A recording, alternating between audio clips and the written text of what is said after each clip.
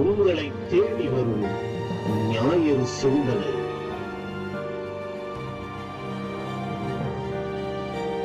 இறைவார்த்தை இல்லந்தோறும் நாளும் கேட்க உள்ளம் மாறும்.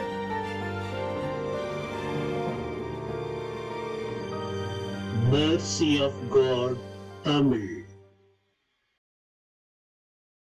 இயேசுவில் எனக்கு மிகவும் பிரியமுள்ள சகோதர சகோதரிகளே, இன்று நமது தாய் திருச்சபையானது மூவொரு கடவுளின் பெருவிழாவை கொண்டாடுகிறது.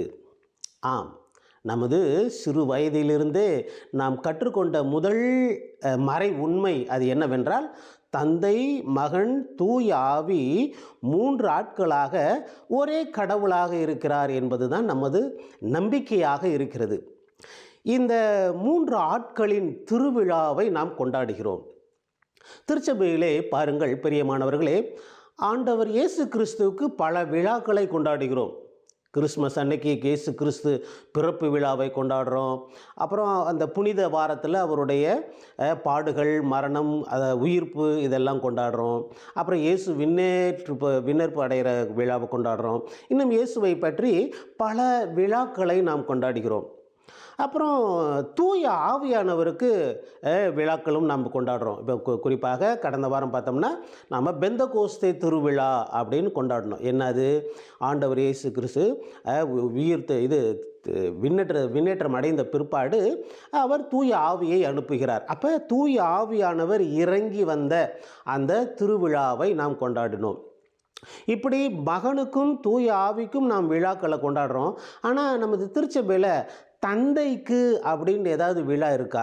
தந்தை கடவுள் விழா இன்னைக்கு அப்படின்னு சொல்லிட்டு தந்தைக்குன்னு தனியாக ஏதாவது விழா இருக்கா அப்படின்னு பார்த்தோம்னா, லிட்டர்ஜிக்கலாக அந்த மாதிரி விழா எதுவும் இல்லை. தந்தை கடவுளுடைய விழா இன்னைக்கு அப்படின்லாம் இல்லை.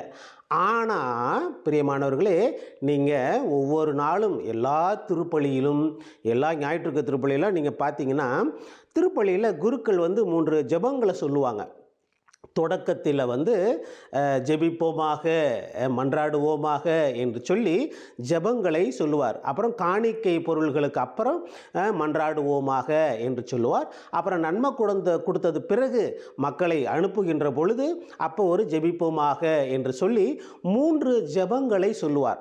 அந்த ஜெபங்களை நாம் உற்று கவனிக்கும் பொழுது அப்போ அந்த ஜெபங்களை எல்லாம் சொல்லிவிட்ட பிறகு கடைசியாக இதையெல்லாம் எங்கள் ஆண்டவர் இயேசு கிறிஸ்து வழியாக உம்மை மன்றாடுகிறோம் அப்படின்னு சொல்லிட்டு அந்த ஜெபத்தை எல்லாமே தந்தையை நோக்கி ஜெபிக்கின்ற ஒரு ஜெபங்களாக மட்டுமே அமைந்திருக்கும்.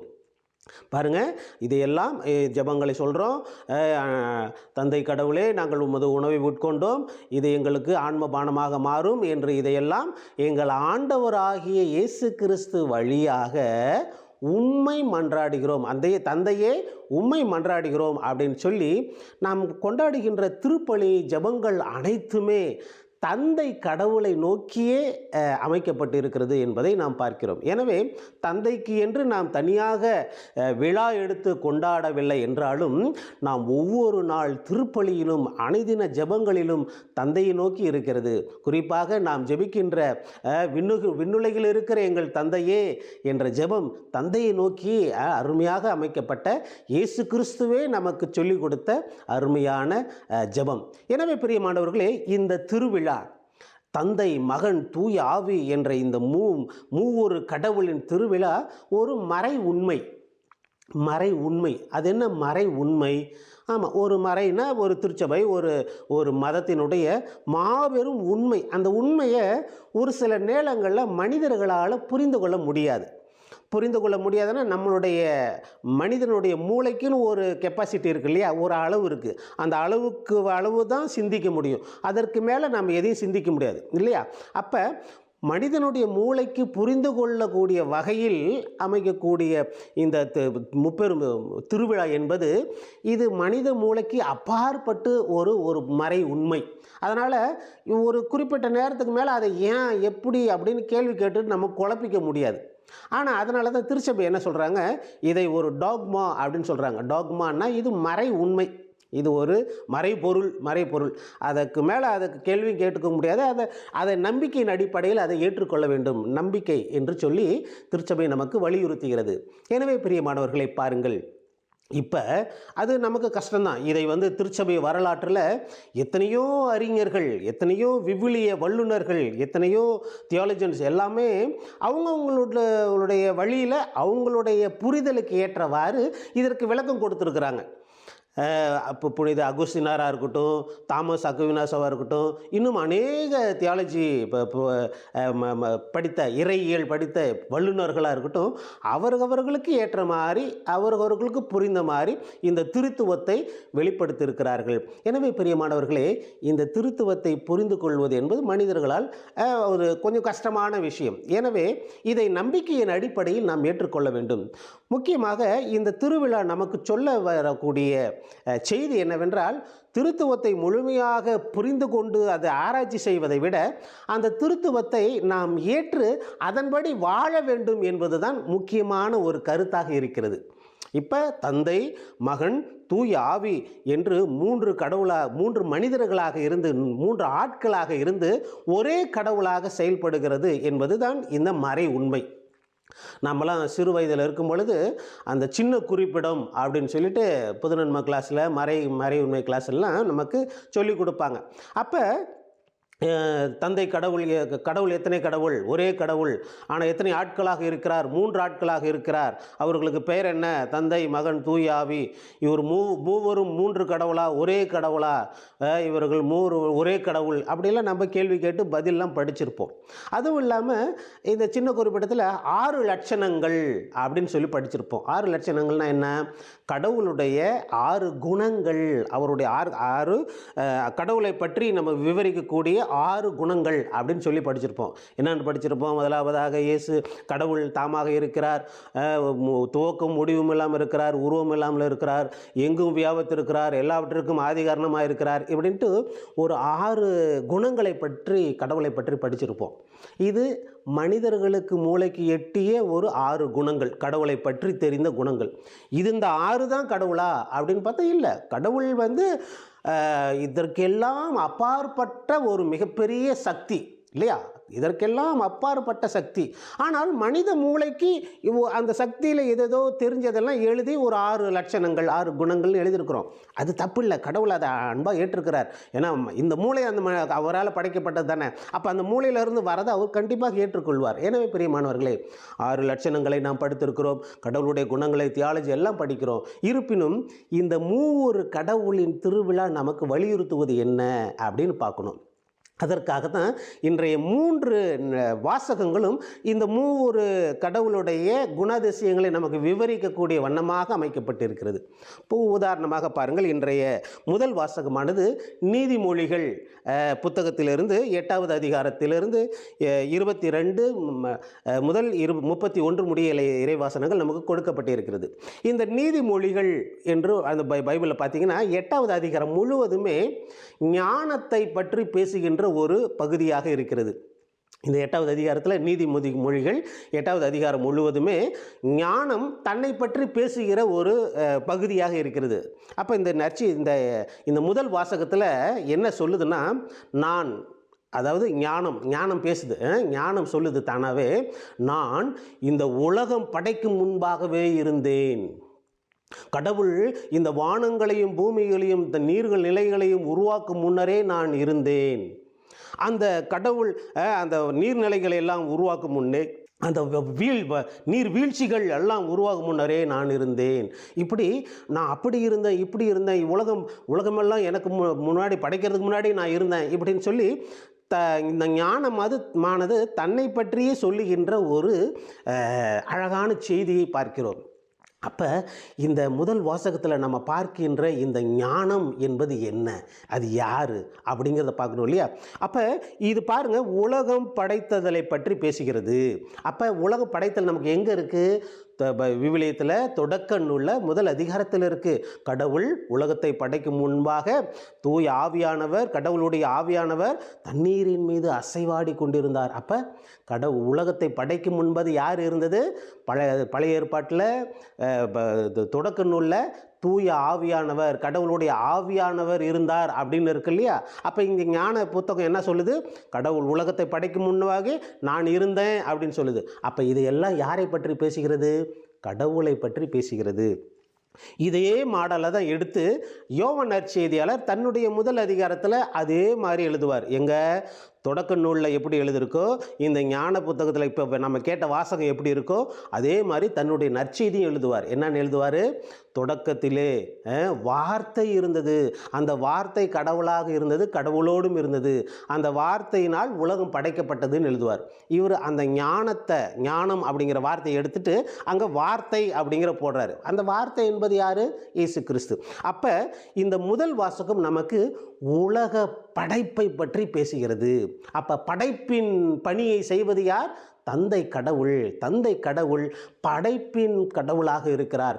இந்த அனைத்து உலகத்தில் இருக்கிற அத்தனைக்கும் படைப்பின் முதல் அதிகாரமாக, படைப்பின் கடவுளாக விளங்குவது நமது தந்தை கடவுள் என்பதை நாம் முதல் வாசகத்திலே பார்க்கிறோம். இரண்டாவது வாசகத்திலே புனித பவுலடிகளார் ரோமையருக்கு எழுதிய திருமுகத்திலிருந்து நமக்கு கொடுக்கப்பட்டிருக்கிறது. அது 5வது அதிகாரத்திலிருந்து 1 முதல் 5 முடிய உள்ள இறைவசனங்கள் நமக்கு கொடுக்கப்பட்டிருக்கிறது. இந்த இரண்டாவது வாசகத்திலே இந்த பவுலடிகளார் திருத்துவத்தின் இரண்டாவது ஆளான இயேசு கிறிஸ்துவை பற்றி சொல்றார். இயேசு கிறிஸ்து பாருங்க, நாங்கள்லாம் உங்களுக்கு நற்செய்தியை அறிவிக்கிறோம், இதெல்லாம் நாங்கள் பண்ணிகிட்டு இருக்கிறோம். அப்போ நம்ம ஆண்டவராகி இயேசு கிறிஸ்துவின் வழியாக நாம் தந்தையோடு நல்லுறவு கொண்டிருக்கிறோம். தந்தையோடு நம்ம இணைக்கிறவர் இந்த ஆண்டவர் இயேசு கிறிஸ்து அப்படின்னு சொல்கிறார். பாருங்க, அப்போ இரண்டாவது வாசகத்தில் பவுலடிகளார் திருத்துவத்தின் இரண்டாம் ஆளாகிய இயேசு கிறிஸ்துவை பற்றி பேசுகிறார். இந்த இயேசு கிறிஸ்து உலகத்திற்கு அனுப்பப்பட்ட, தந்தையால் அனுப்பப்பட்ட மகன். இந்த மீட்பர், உலகத்தை மீட்க வந்த மீட்பர் தன்னுடைய இரத்தத்தை சிந்தி பாடுகள் பட்டு மரித்து உயிர்த்து, அந்த பாடுகளிலும் அந்த சிலுவை மரணத்தினாலும் நம்மையெல்லாம் மீட்டு தந்தையோடு இணைக்கின்ற ஒரு பாலமாக, ஒரு மீட்பராக, தந்தையோடு உறவு கொள்ளக்கூடிய அந்த உறவை புதுப்பிக்கின்ற ஒரு பாலமாக இந்த இயேசு கிறிஸ்து இருக்கிறார். அப்படிங்கிறத இயேசு கிறிஸ்துவனுடைய குணாதிசயத்தை நமக்கு சொல்றார். அப்போ முதல் வாசகத்தில் தந்தை கடவுள் படைக்கும் கடவுளாக பார்த்தோம். இயேசு கிறிஸ்து இந்த இரண்டாவது வாசகத்திலே மீட்பை, நமக்கு மீட்பு கொடுத்து நம்ம பாவத்திலிருந்து மீட்டு தந்தையோடு இணைக்கின்ற ஒரு பாலமாக இருக்கிறார் என்பதை நாம் பார்க்கிறோம். அப்போ இயேசு கிறிஸ்துவின் பணி என்ன? மீட்பின் பணி. அவர் நம்ம மீட்பர். அப்போ நற்செய்தி வாசகத்தில் இன்னைக்கு யோவான் நற்செய்தியிலிருந்து 16வது அதிகாரம் இறைவாசனங்கள் 12 முதல் 15 முடிய உள்ள இறைவாசனங்கள் கொடுக்கப்பட்டிருக்கிறது. இந்த நற்செய்தியில் இயேசுவே, அதாவது திருத்துவத்தின் இரண்டாம் ஆளாகிய இயேசு மூன்றாவது ஆளை பற்றி பேசுகிறார். யாரு? பரிசுத்த ஆவி, தூய ஆவியானவரை பற்றி பேசுகிறார். அவர் என்ன சொல்கிறாரு? தம் சீடர்களுக்கு கடைசியாக பேசிகிட்டு இருக்கிறார். அப்போ பேசிகிட்டு இருக்கும்போது என்ன சொல்கிறாரு? நான் இன்னும் உங்களுக்கு நிறைய ஏகப்பட்டது சொல்ல வேண்டியிருக்குது. என்ன சொல்கிறது? இயேசுனுடைய சொல்கிறது எல்லாமே உண்மைகள். நிறைய உண்மைகள் இருக்குப்பா, இன்னும் நிறைய உண்மை இருக்குது, இன்னும் நிறைய உண்மைகள் இருக்குது. அந்த உண்மையெல்லாம் நான் இன்னும் சொல்லணும். ஆனால் இப்போ எல்லாத்தையும் உங்களுக்கு சொன்னால் உங்களுக்கு புரியாது, கஷ்டமாக இருக்கும். ஆனால் தூய ஆவியானவர், உண்மையை விளக்கக்கூடிய தூய ஆவியானவர் வரும்பொழுது அந்த தூய ஆவியானவர் உங்களுக்கு எல்லா உண்மைகளும் விளக்குவார் அப்படிங்கிறார். பாருங்க, என்ன ஒரு அழகான ஒரு விளக்க உரை பாருங்க. இப்போ இந்த உண்மை அப்படிங்கிற இயேசு அடிக்கடி சொல்லுவார். யோவான் நற்செய்தியில் இயேசு அடிக்கடி உண்மை அப்படிங்கிற வார்த்தை வரும். நான் உண்மைக்கு சான்று பகரதா வந்திருக்கிறேன் அப்படிம்பாரு. ஏன் பிலாத்து முன்னாடி நிற்கும் பொழுது நீ யார் அப்படிங்கும் பொழுது நான் உண்மைக்கு சான்று பகர வந்தேன் அப்படின்னு சொல்லுவார். உடனே பிலாத்து, உண்மையா? அது என்ன உண்மை அப்படிம்பார். நமக்கு வேறு மையெல்லாம் தெரியும், இது என்ன உண்மை அப்படிம்பார். அப்போ பெரிய மாணவர்களே பாருங்கள், இந்த உண்மை என்பது என்ன? அது என்ன உண்மை இயேசு பற்றி பேசுறது அப்படின்னா, இயேசு தன்னுடைய பாடுகளும் மரணத்தின் வழியாக இந்த மனுக்குலத்தை மீட்க போகின்ற உண்மை, அதுதான் உண்மையான உண்மை, ட்ரூத், த ட்ரூத் அப்படின்னு சொல்லுவாங்க இல்லையா, அந்த உண்மையை அந்த சீடர்களுக்கு எடுத்துரைக்கிறார். இதெல்லாம் உங்களுக்கு புரியாது இப்போதைக்கு, அதனால் தூய ஆவியானவர் வரும்பொழுது இந்த மறைபொருள்லாம் உங்களுக்கு விளக்கமாக புரியும் அப்படின்னு சொல்கிறார். அப்போ தூய ஆவியானவருடைய பணி என்னவா இயேசு நமக்கு சொல்கிறாரு? அவர் நமக்கு புரியாதவற்றை புரிய வைக்கக்கூடிய, தெளிய வைக்கக்கூடிய ஒரு கருவியாக, ஒரு உதவியாளராக இருக்கிறார் என்பதை நாம் பார்க்கிறோம். எனவே பிரியமானவர்களை பாருங்கள், முதல் வாசகத்தில் தந்தை கடவுள் படைப்பின் கடவுளாக இருக்கிறார், அந்த படைப்பின் கடவுள் ஞானமாகவும் வார்த்தையாகவும் ஆவியாகவும் இருந்தார் என்பதை பார்த்தோம். இரண்டாவது வாசகத்திலே பவுலடிகளார் இயேசு கிறிஸ்து தந்தையையும் மக்களையும் இணைக்கின்ற ஒரு பாலமாக, நம்ம எல்லாம் தூய்மைப்படுத்தி இணைக்கின்ற ஒரு பாலமாக இருக்கிறார் என்ற கருத்தையும், மூன்றாவதாக நற்செய்தி வாசகத்திலே இயேசுவே அந்த தூய ஆவியானவர் நமக்கு உண்மையை வெளிப்படுத்துகின்ற ஒரு ஆவியானவராக இருப்பார், அவர் நமக்கு எல்லா உண்மைகளையும் தெளிவுபடுத்துவார், விளக்கி கூறுவார் என்பதை நமக்கு எடுத்துரைக்கிறார். எனவே பிரியமானவர்களை பாருங்கள், இந்த மூவொரு கடவுளாகிய இந்த திருவிழா நமக்கு இந்த மூன்று ஆட்களும் ஒற்றுமையாக ஒரே கடவுளாக இருக்கிறார்கள். எனவே நாமும் கூட நமது பணிகள், நமது வேலைகள், நமது நிறம், இனம், மொழி, சாதி, எல்லா வேறுபாடுகள் இருந்தாலும் நாம் அவற்றையெல்லாம் கடந்து நாம் அனைவரும் ஒரே கடவுளுடைய மீது நம்பிக்கை கொள்கின்ற, விசுவாசம் கொள்கின்ற ஒரே மக்களாக, ஒரே அன்புக்குரிய மக்களாக வாழ வேண்டும். நாம் எல்லாம் ஒற்றுமையாக இருக்க வேண்டும். இந்த மூவொரு கடவுள் ஒற்றுமையாக ஒன்றாக இருப்பது போல நாம் எல்லாம் ஒன்றாக இருக்க வேண்டும் என்பதுதான் இந்த விழாவினுடைய முக்கிய கருத்தாக இருக்கிறது. எனவே பிரியமானவர்களே, இந்த மூவொரு கடவுள் அது எப்படி சாத்தியம்? தந்தை, மகன், தூய ஆவியின் 3 பேர்னு சொல்றாங்க, அது ஒரே ஆள் எப்படி அப்படிங்கிறதெல்லாம் தள்ளி வச்சுட்டு அந்த 3 பேர் எப்படி இருக்கிறாங்க, அந்த 3 பேரிடமிருந்து நாம் கற்றுக்கொள்ளக்கூடிய பாடம் என்ன, அதை மட்டும் மனதில் வைத்து அந்த மூவொரு கடவுளை போல நாமும் ஒன்றாக இணைந்து ஒற்றுமையாக இணைந்து அன்பை மட்டும் கொண்டு வாழ தொடர்ந்து ஜெபிப்போம். ஆமென்.